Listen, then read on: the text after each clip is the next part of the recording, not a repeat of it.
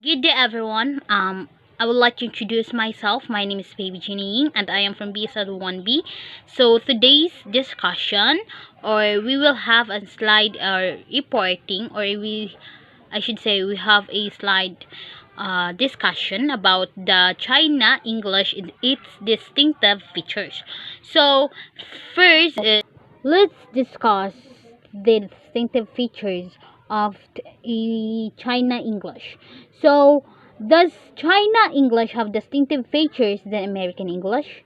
Okay, let's find out in this answer, or let's find out the answer if um, if China English have distinctive features than American English. So, from the book of Hui Dongyang, a corresponding author, according to his introduction, it is universally acknowledged that with the revolution of information technology, traditional boundaries of human society fall away. So, there is no monolingual country, and it is the destiny of human being. A global language is a variegated language because of the globalization. So, globalization of English has promoted the diversification of English just an Okishima. Okushima is in 1995 produced the word global, coined from a global and local to describe today's English in the meaning of having openness and internationality at the same time having local self-identity, as well as Yano in 2001. Yano in 2001, in fact, English is on the way of developing into a global language, which demonstrate that English now is a multinational, multicultural, multiformal, and multifunctional. And of course, multi um multinational, multicultural, multi formal, multi functional language is English. So in China is an as acceptable as a British and American English. So we can say that China English is acceptable as a British and American English. So as a matter of fact, that China English boasting its own distinctive features on the levels of phonology, words, sentences, and discourse have been playing an irreplaceable role in in intercultural activities, and it now makes every effort to move towards an international self-assurance and gain its recognition. So, as a matter of fact that China English boasting its own distinctive features on the levels of first is phonology, words, sentences, and discourse has been playing an irreplaceable role in intercultural. So, China English. China English has a standard variety. So English is increasingly large amount of English speaking population. So Karachu in 1985 divided them into three groups, the three concentric circle. Last discussion we tackle this also. We tackle this the three circles of Karachu, which is the inner, the outer, and the expanding circle. If we say inner circle, where people speak English as a native language. In inner circle, where people speak English as a native language. So, if we talk outer circle, in outer circle, where people speak it as a second language. So, that's what we call ESL. English is a second language. So, in the expanding circle, where people speak it as a foreign language. So, single world single world standard of English to regular various uses of English as first language, second language, and foreign language. So in Anglo-American standard, it governed other English varieties rooted in non-Western cultures. So at the beginning of China English uses British or American English standard, which is now generally regarded as just two English varieties. So many countries have announced the independence of their Englishes and treat them as an equal varieties as a British English and American English. So in Chinese has used different models and standard provided from the four books of 8 Lag AC, the literary language, the vernacular language, and the currently adopts Putonghua as the national standard language. Again, Putonghua is the national standard language. So China English used by the mass population. So China English have the advantages on the level of phonology, lexicon, sentences, and discourses, which not only enriches the connotation of a word's Englishes but also seek a natural way to advertise. So when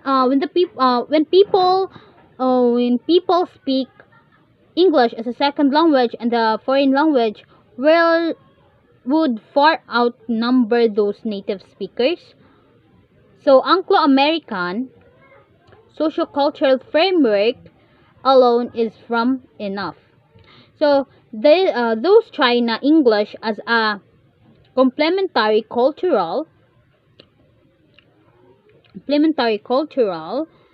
and complementary cultural element, and could serve a better role in Asian context than a exonormative native speaker variety. So if we say if we talk about the advantages of level of China English is the phonology, lexicon, sentences, and discourses, which not only enriches the connotation but the word Englishes but also seeks natural ways to advertise. So that is the China English or China standard variety. China English is standard variety. Distinctive features of the level of phonology. So Peter Roach put it the idea of a standard received pronunciation. It's a convenient fiction, not a scientific fact. So Bow and Cable 2001, the spread of English to many parts of the world leaves confused as for the standard spoken English. English varieties have its own peculiarities in pronunciation, as long as they do not have bear such differences in speech that would cause a change in meaning. And by using them, people from different nations can communicate with one another without restraint. They are acceptable and reasonable, at least on the level of phonology, which is the case of China English. So, what is the perhaps more likely to happen is the development of a greater heterogeneity of Englishes. Internationally, there will be a widely understood and used variety of English.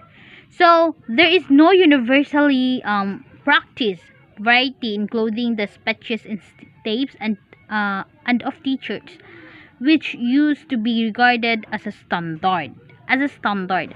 So tapes and teachers' speech are far from being the only one that will meet the requirements in the future close cultural communication. So if we say cultural communication, like we have different communication and different culture. So that's my understanding about that. So if we different English varieties have their own suprasegmental features.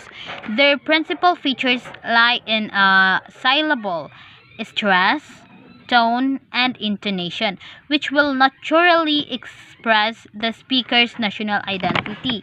One of example of this is when the dove from English or Japanese, they did some changes deliberately in syllable stress.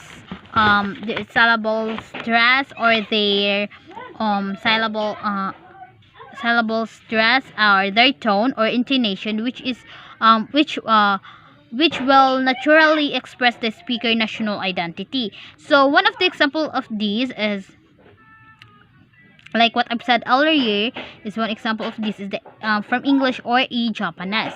So if we talk so they did some changes the reality in syllable tone, stress, and intonation, with dubbing helps to produce a special flavor in line with foreign atmosphere in film. In other words, they are speak English Chinese or a Japanese Chinese. So the phonology level reflects the foreign nation's style and identity. So therefore, the sound pattern of China English has nothing to do with the standard. The sound of pattern of China English has nothing to do with the standard. It is just a question and appropriateness to the given situation. China English or China English language phenomenon with its capacity to voice ideas clearly and effectively with a very natural manner. Proceed to distinctive features at the level of vocabulary. So, language has various factors such as colonization, migration, trade, and scientific of art exchanges.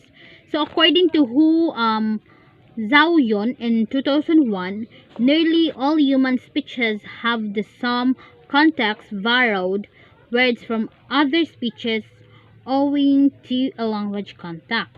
So we have take English as an example, or we have take English as an example nearly to 80%.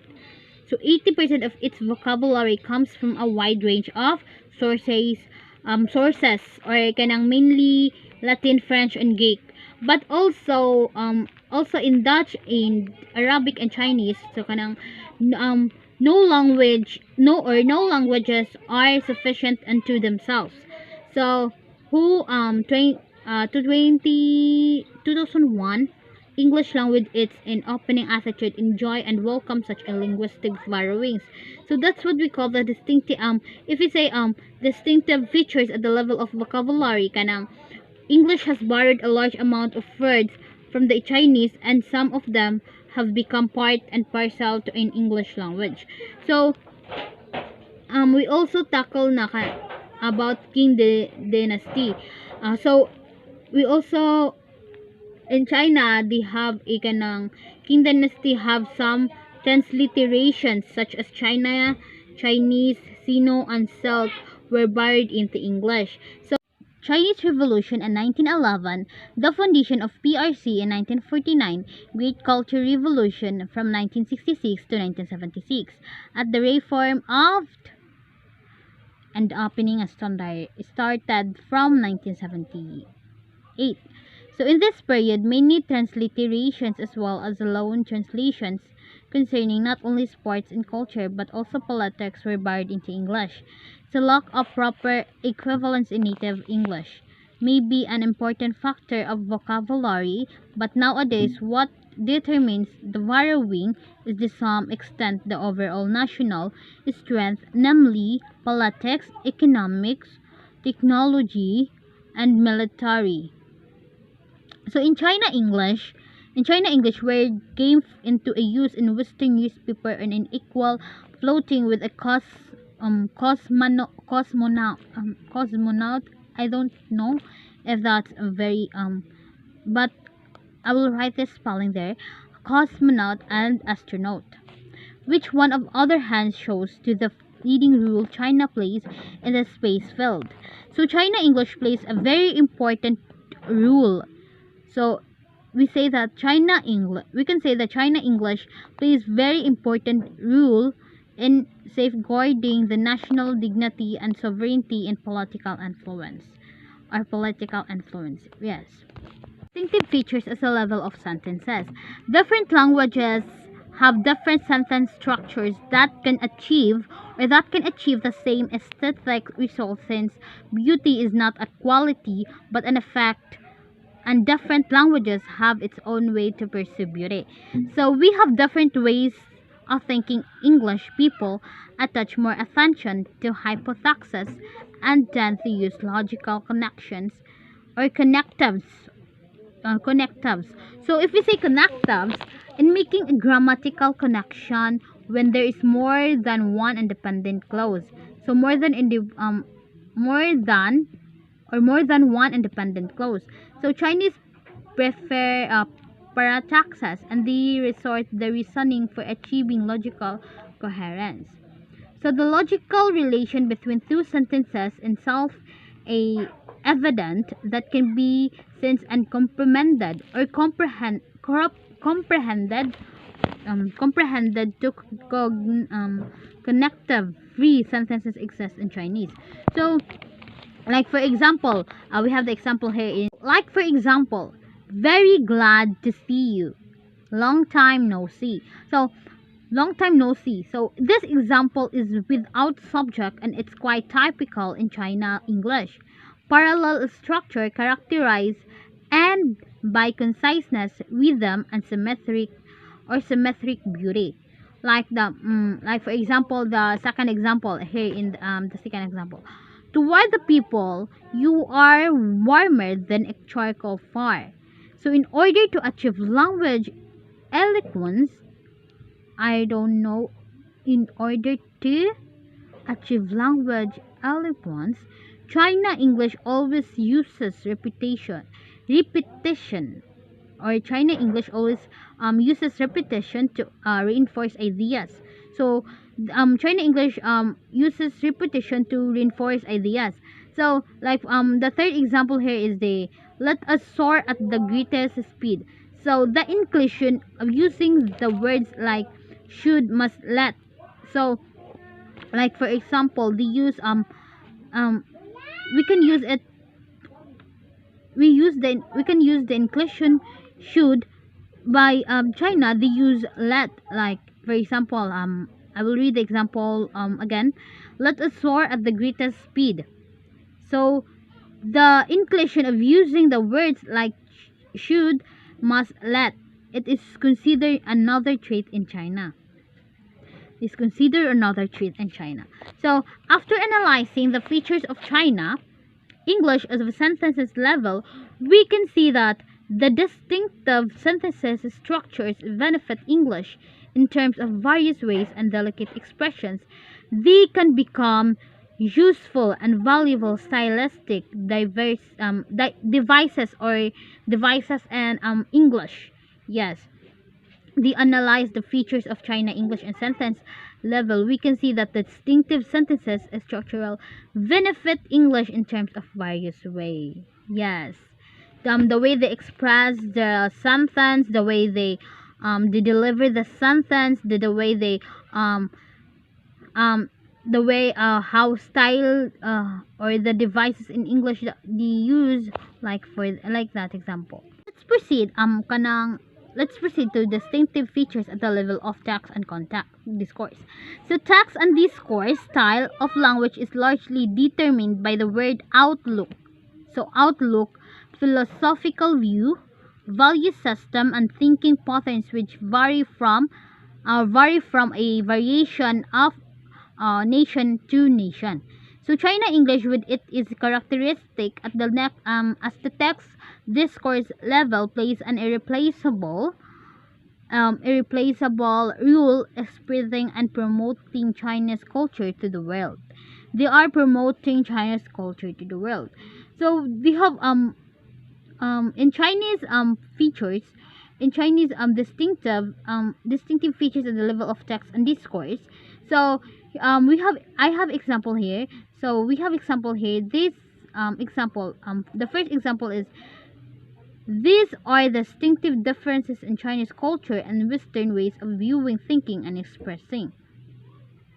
So a roundabout way of representing the main idea, who 1999, usually describing sceneries seen as scenarios.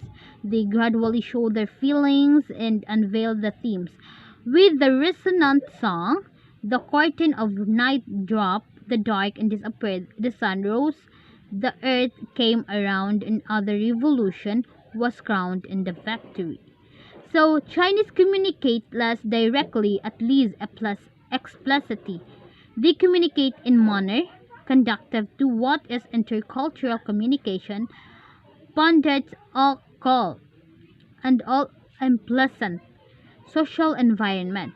So Chinese writers in a particular favor as an implicit way to produce the aesthetic beauty, since beauty cannot be achieved without enough room for imagination and expectation.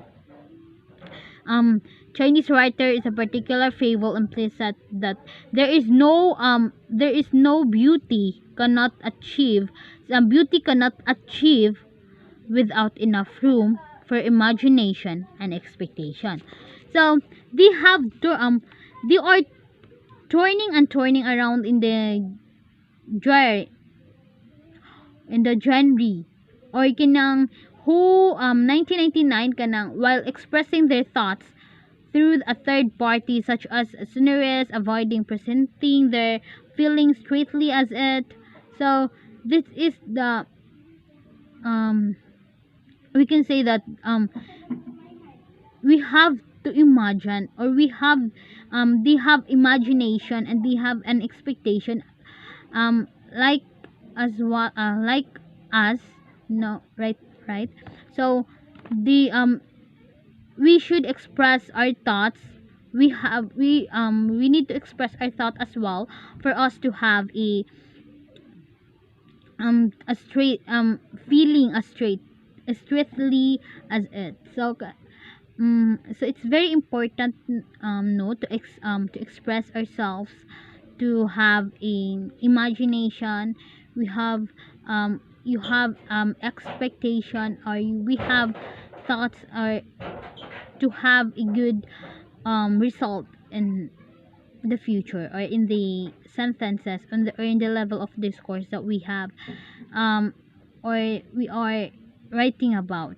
Like if it is a style of language, we like what I said a while ago, text and discourse is style of language. So language is not about how we talk, or how we use a sentence, or how the vocabulary in China vocabulary, like what I discussed a while ago. Like I discuss vocabulary, I talk about vocabulary, um I talk about phonology, I talk about um um what's this like the sentences. So I can say that we should know the language, because we have different varieties of language kanang. Like for example, if like for example today like for example right now we talk about we talk about distinctive features of text and in discourse. So we have a style in language as well, right? So to express our feelings, to express our expectation, imaginations, that's China. There are two. Chinese is one of the Chinese language, or Chinese English is I also discussed that they are considered as a British and American English. Yes. For example in this topic kanang sa discourse and the text and discourse features of distinctive.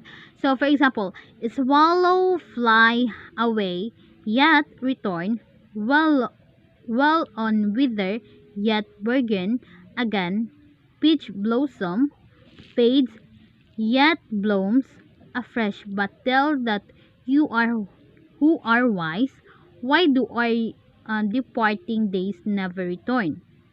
So it's very it's very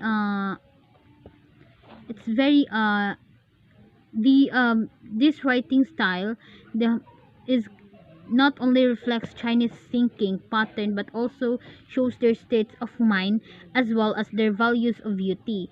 So they view real beauty of something that cannot be seen but not sensed and acquired by a peaceful mind, and reading, like reading no like reading text and um westernist or west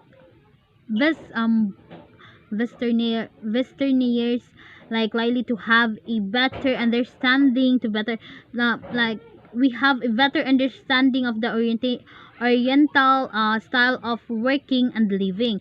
So therefore China English produce an effective way of a cross cultural communication. So China English produces an effective way of cross-cultural communication and comprehension, which will finally raise the level of human beings' perception. So,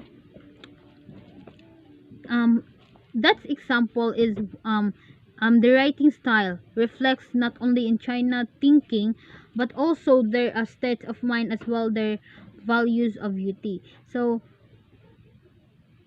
that's example of the text and discourse features in China or in the China English or in China. So the conclusion, therefore Chinese government gives priority to a development of economy. China is now experiencing an economic boom. So so China is always um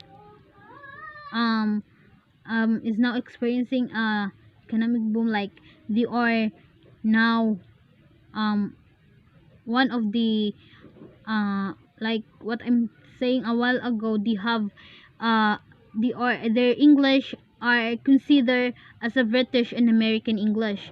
So China English will actually provide for an international fans the Chinese perspective and insights. So, Chinese paramount leader Deng Xiaoping said, the more national it is, the more international it will be. China English, backed by the robust national economy, will sooner or later showcase its shining points and becoming an appealing variety worldwide. So as like what we discussed earlier, no, we have different distinctive features of China English or China Englishes, or we have a this text and discourse vocabulary, like we talk about phonology in China, the study of sounds, the study of a like we talk vocabulary, like earlier we have a lot of um we tackle about different features, the different distinctive features in China, um their English, it's what's all about their we have different perspective and language like that. So it's very important for us to know the the China English, because it's a very like what I said, China English have a big rule in ours in their in a world in the world. Like we have China English, but they are also uh they're also like they're also called as a British and um American English.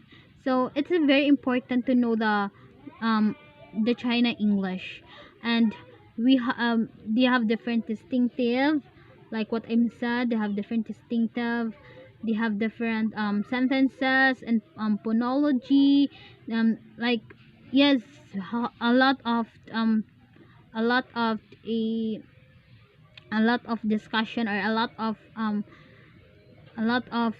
important information that we had about China English, like Yes, and I think that's very important to know the China English for us to understand them, and for us to have a point of view, or the we have like to have an understanding about their in English, because we have like what we discuss, no, like what we discuss, we have different varieties of English.